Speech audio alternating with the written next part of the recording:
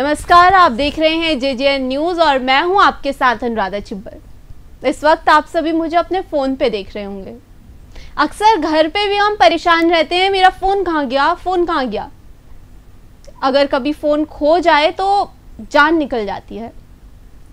Phone हम सबकी ज़िंदगी का एक अभिन्न अंग बन चुका है। मतलब अभी पैदा हुए बच्चे से लेकर बुजुर्गों तक ऐसा कोई नहीं है जिसको फ़ोन की लत ना हो। आज तो फ़ोन तारों से आज़ाद घूमते हैं और इंसान फ़ोन की कैद में है। लेकिन एक ज़माना ऐसा भी था जहां फ़ोन तारों से कैद था लेकिन इंसान आज़ाद थे।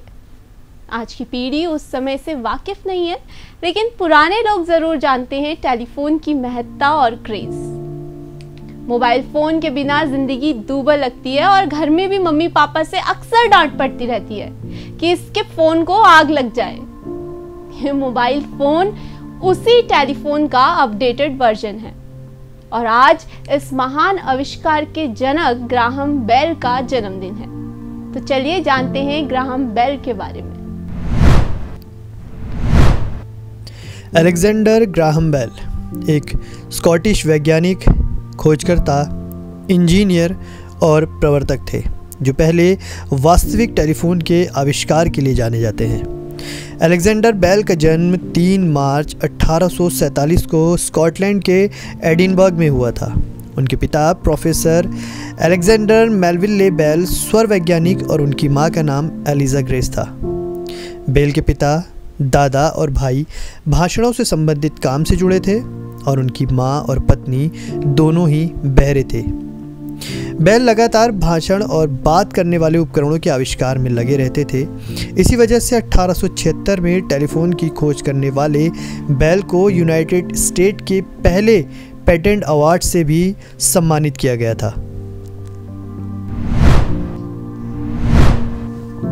पूत के पांव पालने में नजर आने लगते हैं। ग्राहम बेल बचपन से ही बेहद प्रतिभावान थे और आगे चलकर उन्होंने आज की सदी का सबसे महत्वपूर्ण आविष्कार कर डाला। लेकिन ये टेलीफोन का आविष्कार कैसे हुआ, चलिए आपको बताते हैं। ग्राहम बेल ने फोनो ऑटोग्राफ पर प्रयोग करना शुरू किया, एक ऐसी मशीन जो स्वर की लहरों को रूपरेखा दे सके। 1874 की गर्मियों में उन्होंने टेलीफोन बनाने की योजना बनाई। 2 जून 1875 को बेल ने टेलीफोन पर चल रहे अपने काम को सिद्ध भी कर दिया। एक दिन उनके असिस्टेंट ने बेल के फोनो ऑटोग्राफ में लगी धातु की एक नलिका को खींच दिया। अचानक हुई इस घटना से ये भी पता चल गया कि टेलीफोन से हम ध्वनि को भी स्थानांतरित कर सकते हैं। 7 मार्च 1876 को बेल ने अपने विचारों का पेटेंट हासिल किया। 3 अगस्त 1876 को उन्होंने पहला लंबी दूरी का कॉल लगाया।